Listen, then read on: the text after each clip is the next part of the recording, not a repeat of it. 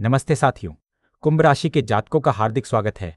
आगे बढ़ने से पहले यह जान लेना आवश्यक है कि यह भविष्यवाणी चंद्र राशि के आधार पर तैयार की गई है। इससे पहले हम परिणामों पर चर्चा के लिए आगे बढ़े, आपसे निवेदन है कि ज्योतिषीय गणनाओं पर आधारित ग्रहों की स्थिति पर ध्यान अवश्य दें।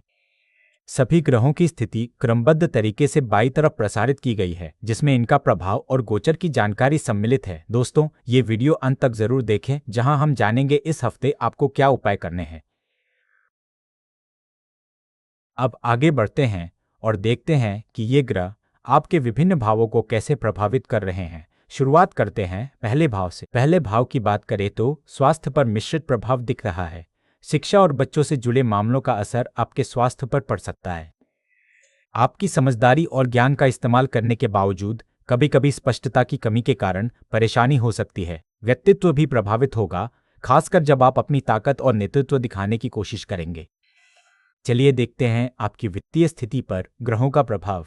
दूसरे भाव की बात करें तो धन का मामला है। परिवार और बातचीत के कारण धन पर असर पड़ रहा है। आपकी कोशिशों और लगन से धन बढ़ सकता है, लेकिन शनि की वजह से इसमें रुकावटें भी आ सकती है। कभी कभी परिवार या बोलने में गलती होने से आर्थिक नुकसान हो सकता है। लगातार प्रयास करने से ही सफलता मिलेगी। आइए अब देखते हैं कि आपकी यात्राओं के संबंध में क्या स्थिति है।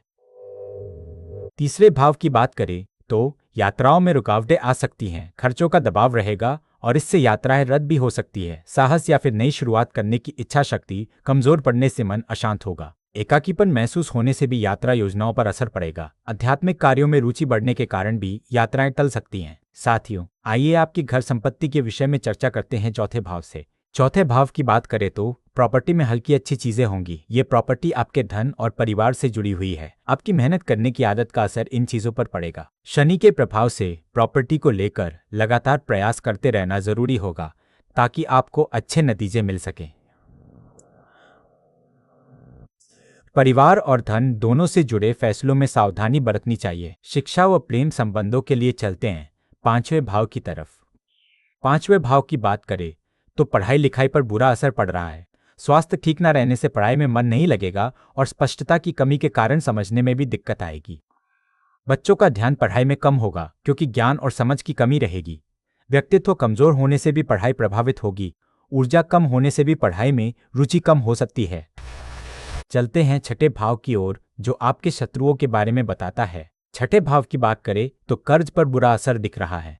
खर्चों से जुड़ी दिक्कतें आ रही हैं और आपकी हिम्मत या फिर पहल करने की शक्ति कमजोर पड़ रही है। इससे कर्जों का बोझ बढ़ सकता है। साथ ही दुश्मनों के कारण भी परेशानियां आ सकती है। खासकर जब आप अकेलेपन महसूस करें तो गुस्सा बढ़ सकता है और स्थिति बिगड़ सकती है। अब देखते हैं कि सप्तम भाव आपके गृहस्थ जीवन पर क्या प्रभाव डाल रहा है। सातवें भाव की बात करें तो विवाह में परेशानी आ सकती है। आपकी निजी तौर पर आपके व्यक्तित्व और अधिकार के कारण दिक्कतें बढ़ सकती हैं। इससे नेतृत्व क्षमता भी प्रभावित होगी।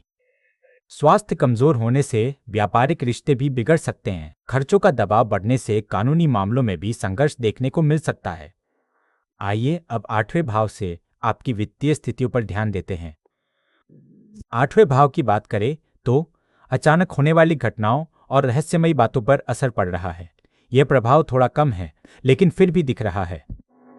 जैसे कि किसी व्यक्ति को विरासत में कुछ मिल सकता है, लेकिन उसमें कुछ रुकावटें आ सकती है, या फिर कोई गुप्त बात सामने आने से परेशानी हो सकती है।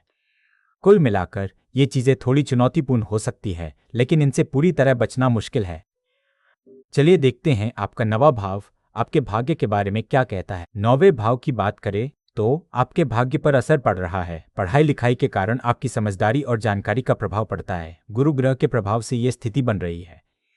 शिक्षा का क्षेत्र आपके पिता के सम्मान और लंबी यात्राओं को भी प्रभावित कर सकता है। उच्च शिक्षा में भी बच्चों का साथ महत्वपूर्ण होगा। अब बात करते हैं आपके करियर और कार्यस्थल के बारे में। 10वें भाव की बात करें तो आपके कामकाज और पेशे पर असर पड़ेगा। आपकी दौलत और परिवार से जुड़े मामलों में न्याय और लगातार प्रयास करने की भावना महत्वपूर्ण होगी। बोलने के तरीके से भी आपके पेशे को फायदा होगा। ये सब शनि ग्रह के प्रभाव में हो रहा है, जिससे आपको धीरे धीरे सफलता मिलने की संभावना है। चलिए देखते हैं 11वां भाव आपके सामाजिक समीकरणों पर क्या प्रभाव डाल रहा है। 11वें भाव की बात करें तो आय के मामले में कई तरह की परिस्थितियां देखने को मिल सकती है। पढ़ाई लिखाई से जुड़े विषयों पर ध्यान देना जरूरी होगा।